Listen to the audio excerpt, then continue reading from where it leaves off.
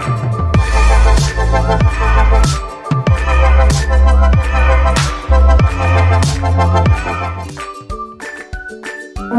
warahmatullahi wabarakatuh. Sebelumnya perkenalkan, nama saya Hatifah, NIM 21250007. Di sini saya akan membuat tugas video pembahasan soal hukum S1 kebidanan dan profesi kebidanan. Selamat menyaksikan. Soal nomor 109, seorang perempuan umur 22 tahun G1 P0 A0 hamil 34 minggu datang ke tempat praktik mandiri bidan dengan keluhan bengkak pada kedua kaki hasil anamnesis pekerjaan pelayan toko sehingga banyak berdiri. Hasil pemeriksaan tekanan darah 110/80, nadi 80 kali per menit, suhu 36,5 derajat Celcius, pernapasan 20 kali per menit, TFU 28 cm, punggung kanan, presentasi kepala, belum masuk PAP, denyut jantung janin 120 kali per menit, teratur, udem tungkai positif, protein urin negatif. Apakah konseling yang paling tepat pada kasus tersebut? A. Merendam dengan air garam. B. Memposisikan kaki lebih tinggi. C. Menganjurkan jalan di pagi hari. D. Menganjurkan latihan dorsofleksi. E. Mengompres kaki dengan air hangat. Jawabannya B. Memposisikan kaki lebih tinggi. Pembahasannya, bengkak pada tungkai atau disebut udem ini biasanya terjadi pada kehamilan trimester kedua dan ketiga. Pada faktor penyebab yaitu pembesaran uterus pada ibu hamil mengakibatkan tekanan pada vena pelvic sehingga menimbulkan gangguan sirkulasi. Hal ini terjadi terutama pada waktu ibu hamil duduk atau berdiri dalam waktu yang lama. Adanya tekanan pada vena cava inferior pada saat ibu berbaring terlentang dan kongesti sirkulasi pada ekstremitas meningkat karena pengaruh dari hormonal. Untuk meringankan atau mencegah udem, sebaiknya ibu hamil menghindari menggunakan pakaian ketat, mengonsumsi makanan yang berkadar garam tinggi sangat tidak dianjurkan. Saat bekerja atau istirahat, hindari duduk atau berdiri dalam jangka waktu yang lama. Saat istirahat, posisikan kaki lebih tinggi atau naikkan tungkai selama 20 menit berulang-ulang. Sebaiknya ibu hamil makan makanan tinggi protein.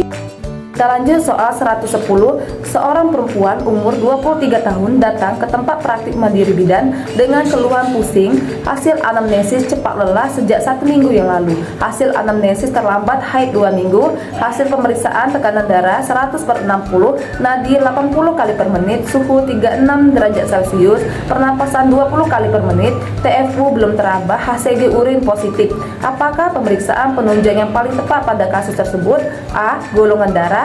B. Darah lengkap. C. Hemoglobin. D. Protein urin. E. Glukosa urin. Jawabannya C. Hemoglobin. Pembahasannya, hemoglobin atau Hb adalah komponen sel darah merah yang berfungsi menyalurkan oksigen ke seluruh tubuh. Jika Hb berkurang, jaringan tubuh kekurangan oksigen dapat menyebabkan anemia. Anemia adalah suatu keadaan di mana tubuh memiliki jumlah sel darah merah atau eritrosit yang terlalu sedikit, yang mana sel darah merah itu mengandung hemoglobin yang berfungsi untuk membawa oksigen ke seluruh jaringan tubuh. Diagnosis anemia dalam kehamilan didapatkan melalui hasil anamnesa, yaitu didapatkan keluhan letih, mengantuk, pusing, sakit kepala, dan mata berkunang-kunang, dan melakukan pemeriksaan laboratorium hemoglobin Hb dengan hasil Hb 11 gram persen tidak anemia, Hb 9 sampai dengan 10 gram persen anemia ringan, Hb 7 sampai dengan 8 gram persen anemia sedang, dan Hb kurang dari 7 gram persen anemia berat. Kita lanjut soal 111. Seorang perempuan umur 38 tahun G4 P3A0 hamil 31 minggu datang ke tempat praktik mandiri bidan dengan keluhan sesak pada perut bagian atas.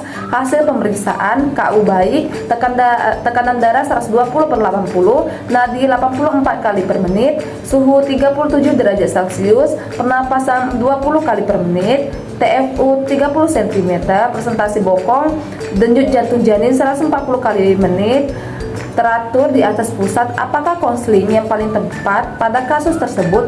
A. Posisi Trendelenburg. B. Posisi kene chest. C. Berjalan santai. D. Berbaring kiri. E. Senam hamil. Jawaban nomor 111 B. Posisi Knechtchev. Pembahasannya, pada usia kehamilan sekitar 7 sampai dengan 7,5 bulan masih dapat dicoba melakukan posisi Knechtchev 3 sampai dengan 4 kali per hari selama 15 menit. Situasi ruangan yang masih longgar diharapkan dapat memberi peluang kepala turun menuju pintu atas panggul. Dasar pertimbangan kepala lebih berat dari bokong sehingga dengan hukum alam akan mengarah ke pintu atas panggul. Versi luar untuk letak sungsang dilakukan dengan pertimbangan masih mungkin dilakukan dengan syarat usia kehamilan sekitar 35 sampai dengan 36 minggu masih mudah dilakukan karena air ketuban masih banyak dan bagian bawah belum masuk.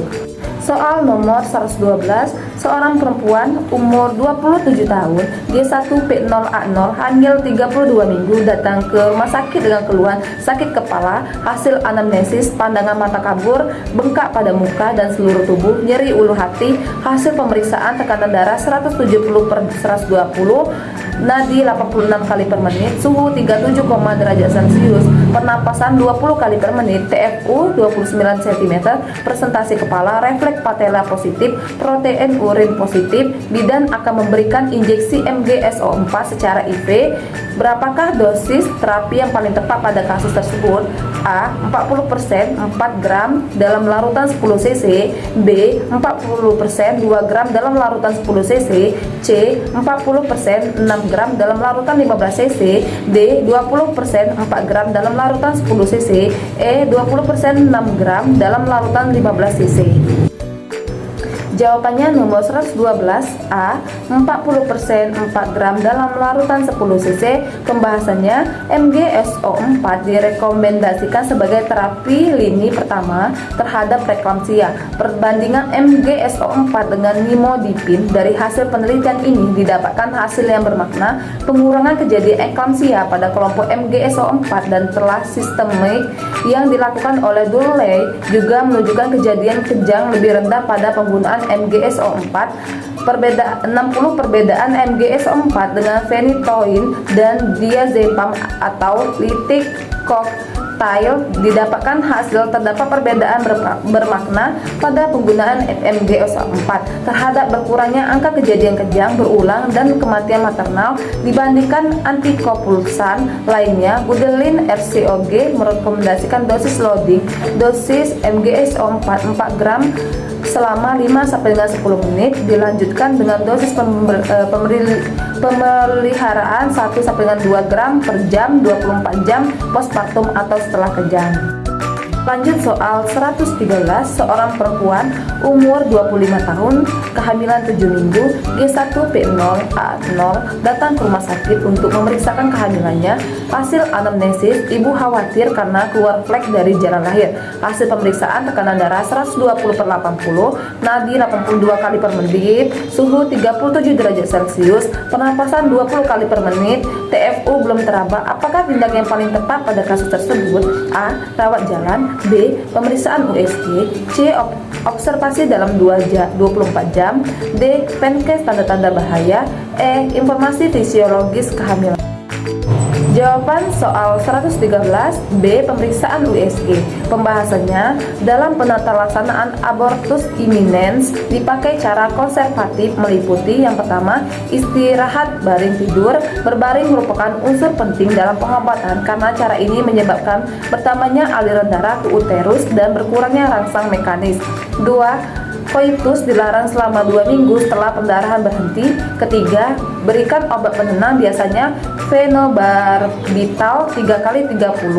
Berikan preparat hematinik misalnya sulfaspherosus 600 sampai dengan 1000 mg. Keempat, diet tinggi protein dan tambahan vitamin. Kelima, periksa denyut nadi dan suhu badan 2 kali sehari bila klien tidak panas dan tiap 4 jam bila pasien panas. Keenam, bersihkan vulva minimal 2 kali sehari dengan cairan antiseptik untuk mencegah infeksi terutama saat masih mengeluarkan cairan coklat.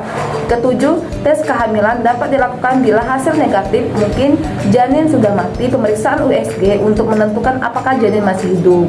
Itulah jawaban soal 113. Lanjut soal 114, seorang perempuan umur 22 tahun G1P0A0 hamil 36 minggu datang ke tempat praktik mandiri bidan dengan keluhan nyeri perut sejak 1 jam yang lalu, hasil anamnesis sering pusing sejak sebulan yang lalu, hasil pemeriksaan tekanan darah 100/70, nadi 80 kali per menit, suhu 36 derajat Celcius, pernapasan 20 kali per menit, TFU 34 cm, denyut jantung janin 130 kali per menit, teratur, HB 10 gram per desiliter, protein urin negatif, bidan memberikan oksigen sebanyak 5 liter per menit dan merujuk ibu. Apakah evaluasi segera yang paling tepat pada kasus tersebut? A. Kecepatan nadi ibu, B. Hasil laboratorium darah, C. Perubahan tekanan darah, D. Pola denyut jantung janin, E. Perkembangan keluhan pusing ibu. Jawaban soal 114, D. Pola denyut jantung janin. Pembahasannya, pada kasus tersebut dari seluruh komponen indikator hasil anamnesis dan hasil pemeriksaan fisik diketemukan beberapa kondisi yang membutuhkan pemantauan, yaitu A. Keluhan sering pusing, B. Hipotensis, C. Letak janin obligut, D. Denyut jantung menunjukkan pola mengarah pada bradikardi, E. Kadar HB ibu di batas ambang normal. Dari 5 kondisi yang dialami ibu pada soal tersebut, yang harus dievaluasi segera adalah kondisi yang dapat menyebabkan kematian atau komplikasi paling fatal pada kondisi ibu atau janin. Dari keempat kondisi tersebut, pemantauan pola denyut jantung janin harus segera dievaluasi dalam pola berpikir atau alur manajemen kebidanan. Evaluasi segera dilakukan pada komponen yang membutuhkan pemantauan ketat atau situasi yang membutuhkan pengambilan keputusan klinik cepat. Kita lanjut soal 115, seorang perempuan umur 29 tahun G2P0A1 hamil 35 minggu datang ke Poskesdes untuk memeriksakan kehamilannya. Hasil anamnesis masih memberikan ASI pada anak pertamanya dan telah diberikan imunisasi TP pada umur kehamilan 20 minggu. Hasil pemeriksaan tekanan darah 120/80, nadi 80 kali per menit, suhu 36,7 derajat Celcius, pernapasan 20 kali per menit, TFU 32 cm, punggung kiri, DJJ 140 kali per menit, teratur, presentasi kepala, belum masuk PAP. Apakah penata laksanaan yang paling tepat pada kasus tersebut? A. Edukasi gizi seimbang, B. Diskusi persiapan laktasi, C. Informasi tanda bahaya trimester ketiga, D. Konseling persiapan pendamping persalinan, E. Memberikan suntikan tetanus toksoid kedua. Jawaban soal 115, C. Informasi tanda bahaya trimester ketiga. Pembahasannya, pada usia kehamilan 34 minggu, seorang G2P0A1 seperti primipara karena belum pernah melahirkan. Seharusnya bagian terbawah janin sudah masuk PAP pada usia kehamilan antara 34 sampai 36 minggu, sehingga perlu diberikan prioritas pendidikan kesehatan tentang tanda bahaya kehamilan. Untuk opsi yang jawaban yang lain, yang pertama, edukasi gizi seimbang tidak sesuai, tidak ada indikasi untuk diberikan PT. Yang kedua, diskusi persiapan laktasi tidak sesuai, persiapan persalinan belum menjadi prioritas karena ada hal yang lebih penting. Yang ketiga, konseling persiapan pendamping persalinan dan memberikan suntikan tetanus toksoid kedua tidak sesuai. Tidak ada indikasi untuk memberikan pendidikan kesehatan tentang gizi dan nutrisi ibu hamil. Itulah jawaban dan pembahasan soal nomor 115. Kita lanjut soal 116, seorang perempuan umur 24 tahun P1A1 nifas 7 jam di tempat praktik mandiri bidan dengan keluhan pusing, hasil anamnesis pengeluaran darah yang banyak pada pembalut, riwayat persalinan disertai penyulit yakni kontraksi rahim yang jelek, hasil pemeriksaan tekanan darah 90/60, nadi 78 kali per menit, suhu 37 derajat Celcius, pernapasan 22 kali per menit, ASI positif, TFU 1 jari di bawah pusat, perdarahan 400 cc. Apa rencana asuhan yang paling tepat pada kasus tersebut? A. Beri obat anti nyeri, B. Observasi perdarahan, C. Periksa tanda-tanda vital, D. Anjurkan ibu untuk istirahat, E. Penuhi kebutuhan nutrisi ibu. Jawaban soal 116B, observasi perdarahan. Pembahasannya yang pertama, beri obat anti nyeri. Kurang tepat pemberian obat anti nyeri dapat diberikan jika sudah ada diagnosis yang pasti. Yang kedua, observasi perdarahan. Tepat asuhan paling utama yang diberikan karena adanya riwayat PPH. Yang ketiga, periksa tanda-tanda vital. Kurang tepat, pemeriksaan TTP dilakukan setelah ditemukannya adanya pendarahan. Yang keempat, anjurkan ibu untuk istirahat. Kurang tepat, bukan hal paling utama dalam rencana asuhan pada kasus tersebut. Yang kelima, penuhi kebutuhan nutrisi ibu. Kurang tepat, bukan hal yang paling utama dalam rencana asuhan pada kasus tersebut. Jadi jawabannya B, observasi perdarahan. Itulah jawaban soal 116. Kita lanjut soal 117. Seorang perempuan umur 27 tahun P2A0 nifas 3 hari sedang dilakukan home care oleh bidan dengan keluhan mulas terutama ketika menyusui bayi. Hasil anamnesis, ASI keluar banyak, riwayat persalinan tanpa disertai penyulit, hasil pemeriksaan tekanan darah 100/70, nadi 80 kali per menit, suhu 36 derajat Celcius, pernapasan 22 kali per menit, TFU 2 jari di bawah pusat, ASI positif, lokea merah kehitaman. Apakah konseling yang paling tepat pada kasus tersebut? A. Senam nifas, B. ASI eksklusif, C. meses uterus, D. teknik menyusui, E. perubahan fisiologis nifas. Soal 117, E. perubahan fisiologis nifas, yang dimana pembahasannya yang pertama, senam nifas tidak tepat karena pada kasus tersebut tidak ada keluhan fisik ibu yang mengarah untuk diberikan asuhan senam nifas. Yang kedua, ASI eksklusif kurang tepat karena pada kasus tersebut tidak ada keluhan fisik ibu yang mengarah untuk diberikan konseling terkait ASI eksklusif. Yang ketiga, meses uterus kurang tepat karena pada kasus tersebut ibu sudah postpartum 3 hari. Yang keempat, teknik menyusui kurang tepat karena pada kasus tersebut tidak ada keluhan fisik ibu yang mengarah untuk diberikan konseling teknik menyusui. Yang kelima, perubahan fisiologis nifas tepat karena pada kasus tersebut ibu mengeluh mules ketika menyusui, di mana hal tersebut sedang terjadi pada proses involusi uterus. Itulah jawaban dari soal 117. Lanjut soal 118. Seorang perempuan 21 tahun P1A0 nifas 4 jam di tempat praktik mandiri bidan dengan keluhan nyeri pada jahitan luka premium.